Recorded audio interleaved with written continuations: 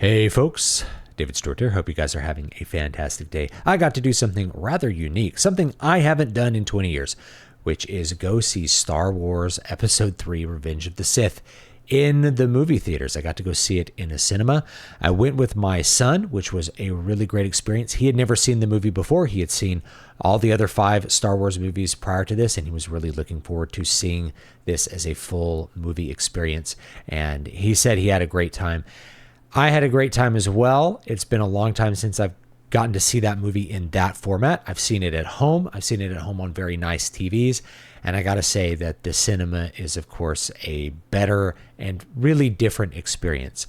I want to talk about why it's a different experience in a couple of unique ways and how we can recreate that experience at home as well, and kind of what I feel like I've been missing in the cinema for the last few years at least. So first of all, one of the things that is really good about seeing it in the cinema is the sound. The sound system is really loud and has the full range of dynamics that exist for the sound design. And the sound design of Star Wars movies is generally the best of any movie that you're going to go see.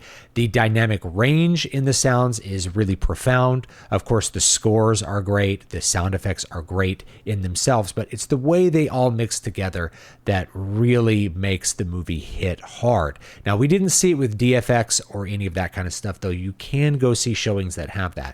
My son just felt like that would be too overwhelming. And my thought was, this is how it was originally experienced 20 years ago. And that's pretty accurate. I thought it was a really good experience. I have a home theater speaker system, and you can crank it up pretty loud and it will sound very good, but it's not on the same level as a professionally calibrated theater system. So the sound was a big one. That is especially true when you are watching like lightsaber battles, where there's such a strong impact to those like lightsabers clashing together and the blasters firing. The full dynamic range that you can get out of a serious system has a better effect. And I think a lot of times when we're watching something at home or we're watching it on an iPad, even if we're watching with good headphones or something, you are going to be watching a movie that has significantly compressed sound or just diminished impact compared to that movie theater experience. So the sound is a big one.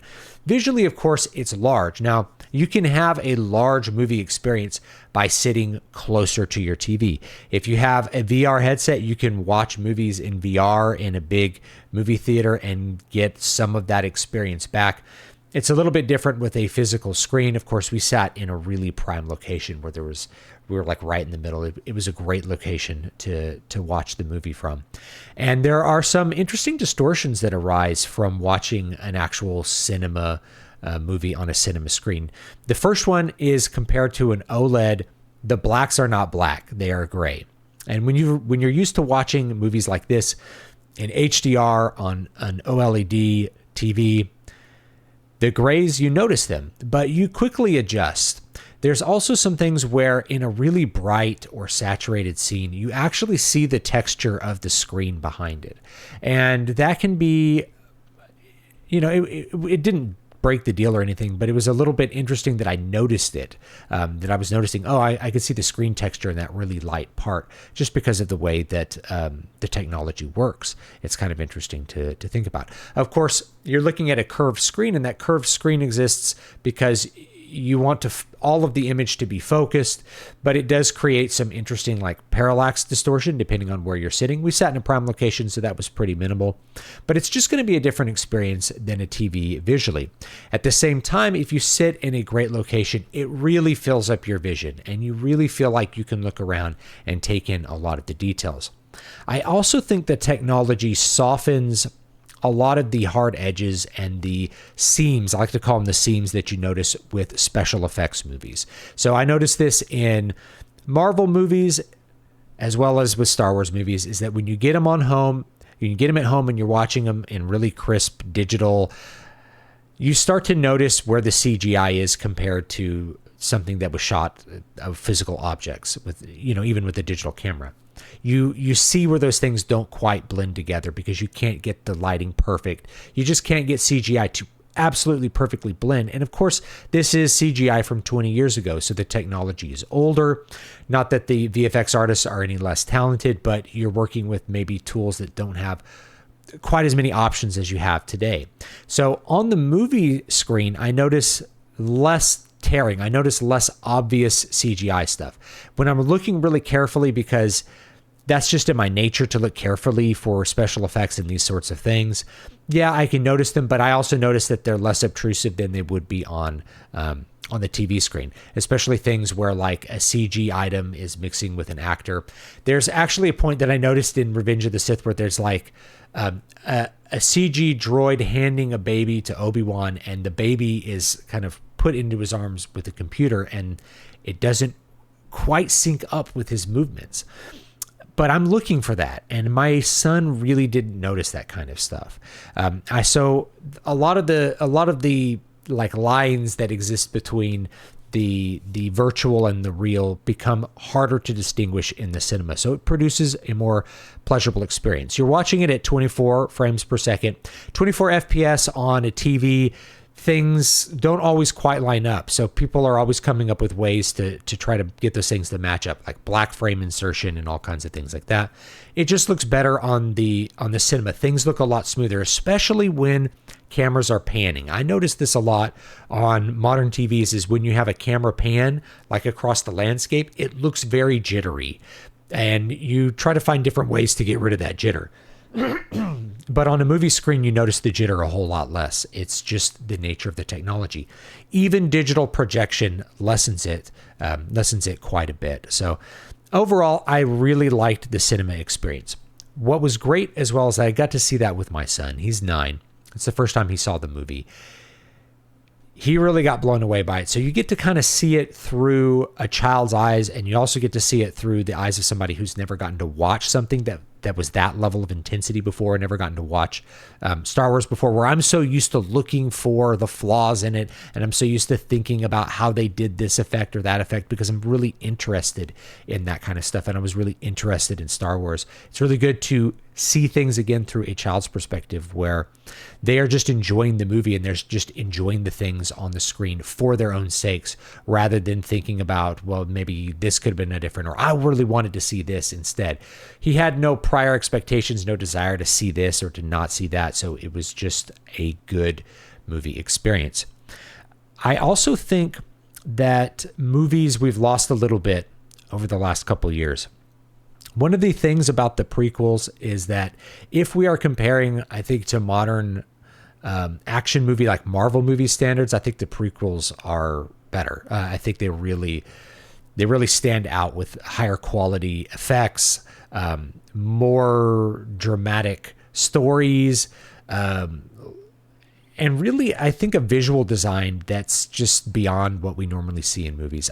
I said once that Revenge of the Sith was the best produced movie ever made, and seeing that again today, that really hit home. It's like the production levels of Revenge of the Sith are just amazing, and they still hold up 20 years later. All of the visual design especially, because a lot of times when you think about effects, you're thinking about how convincing is the effect rather than what's the beauty behind the set design, what's the beauty behind the object that you're looking at. And Revenge of the Sith, the sets are just beautiful, the environments are beautiful, the effects look generally great, the action sequences are really chaotic, they're really over the top, they're really exciting, but what underpins all of them is an artistic design for all of those objects, and the way that they get composited together that is just really phenomenal. And I think a lot of modern movies are just not able to get that level of detail and that level of I guess artistry throughout. I can't think of a single Marvel movie that can come anywhere close to Revenge of the Sith, and the Disney movies don't come anywhere close either, even with all their budgets and their bombasticness. What you get instead is you get The Rise of Skywalker being almost a parody level imitation of what Revenge of the Sith was doing with its extreme space battles and its ground battles.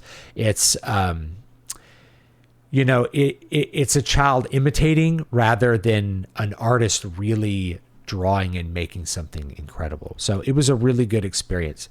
from that perspective as well. And it makes me kind of reflect on not just Star Wars, but modern cinema and how things have they've stagnated and not really progressed beyond this high watermark of production value with Revenge of the Sith, as well as artistic design. I haven't seen a science fiction or fantasy movie really since this and Lord of the Rings that really matches the visual design that we saw in the early 2000s. I guess the exception would be the Hobbit movies, because they're also Peter Jackson movies and their visual design is excellent. It's the other things that I think are flawed when we look at the Hobbit movies. So that really was something that made me reflect a lot on where things have gone and how we haven't really moved forward artistically.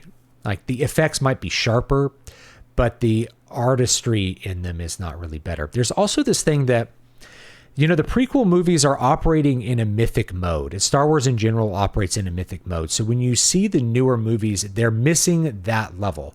We're watching an opera. They call them space operas, but it's very operatic. There's a high drama between characters. There's large conflict. There's fantastic elements, but we also have big themes that are present in Greek drama.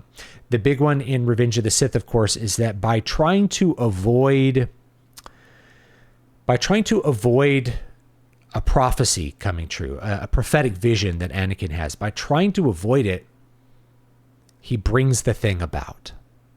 And Yoda's like, you can misinterpret prophecies really easily. So what did Anakin do? He misinterpreted it. Now, they were talking about the prophecy of Anakin, but we have a layer there. Of course, Anakin misinterprets the prophecy to think he has to do something actively to avoid the vision, because he had a vision of his mother dying that came true in the previous movie. So in this one, I've got to do something to stop this prophecy from coming true. So we see this with things with like Oedipus Rex. By trying to stop the child from killing his father and marrying his mother, he sets the events in motion that cause that prophecy to be fulfilled. There's a really ancient theme that we get to see there. These things are just not present in the newer movies. The newer movies are focused on rehashing the aesthetics over and over again. Revenge of the Sith gave us such a deep and profound aesthetic experience. Nothing in the Star Wars universe has really equaled it since. Everything that's come out with the Disney stuff has been imitating various layers or, doing permutations on the Ralph McQuarrie designs from the original trilogy or some of the prequel stuff that we saw, trying to tell little stories with Star Wars as a setting, and then telling, just little adventure stories, episodes with like Mandalorian, right? Just things that aren't as profound. They aren't as mythic as what you get with the actual Star Wars movies. And I wonder if the execs that are running the whole thing, if they ever really think about the artistry of the prequels or the original trilogy. I think they only think of it in terms of like trying to, I really don't think they think of the artistry at all. It's a commercial product, not a commercial art. And there's a difference between the two. They're looking to extract the value out of an asset rather than to make something that is the auteur's vision. And I get the auteur's vision when I watch Revenge of the Sith. Everything comes together with George Lucas's ideas for the prequels. And I think he does a really good job with it. I think it has a unique format in terms of its structure as well. Another thing that is good about the cinema, that is one of the reasons that I tend to avoid the cinema, is you can't pause it. Because I live with kids, they need to pause, they need to go to the bathroom. My son sat through that entire movie without doing anything. He just watched it the whole time. The only thing he did besides watch it was like eat popcorn. So when you're sitting down in a cinema and you can't whip your phone out and be distracted, you can't pause and get a snack, it makes the whole movie have a throughput. You're watching the entire story go all the way through beginning to end, and that is going to have a better effect. You're paying more attention to the movie. You're paying more attention to all the details. It's the same reason why vinyl is a better format than digital. And it actually doesn't have anything to do with the quality of the sound, or very little to do with the quality of the sound, other than you master vinyl records differently. You don't maximize them as much. But really, when you listen to a vinyl record, you have to put it on a record player and you have to sit in your living room and sit there and listen to the music. And so that produces a more pleasurable and deeper listening experience because you're not throwing it on in your car and blasting it over your engine, or throwing on your headphones while you're doing the dishes, or playing it out of, some portable speaker where you're not being attentive to it. You're actually being attentive to it. So it's the same thing at the cinema. You're being fully attentive to the movie. You're being fully there. So often, and I find myself doing this, but I see lots of other people do it, is that media needs to happen in short bursts, and they get bored. They have a temptation. Their phone beeps. I got to check my phone. Oh, I just remembered something while I'm watching it. I need to pull out my phone and make a note, or I need to send a text or something. In the cinema, none of that happens. You're just completely focused on the movie. So even if the OLED looks better and the blacks are darker and it's sharper and there's a better dynamic range on your OLED at home, and you can pause and use the bathroom, being able to pause and use the bathroom actually decreases the experience a little bit. Sitting there and being fully attentive for 2 hours or more in this case produces a better overall experience. It's just going to be a better experience for you if you can tolerate it. And now that my kids are getting older, maybe I'll be able to go to the cinema more to see these kinds of blockbuster action movies, if they're still making ones that are good and worth watching, and be able to have that full cinema experience where you're being fully attentive to movies. I think that does increase the pleasure of watching a full-length film. So anyway, leave me your thoughts down below. Revenge of the Sith. Did you go see the re-release? Was it a good experience? I think for me, even though it wasn't in the biggest theater ever, it was in a big enough theater. I think it was one of the best cinema experiences I've had in years, simply because it's just a higher quality movie. There's more artistry to it than most modern movies that I get a chance to watch. So leave me your thoughts down below, and I'll see you next time.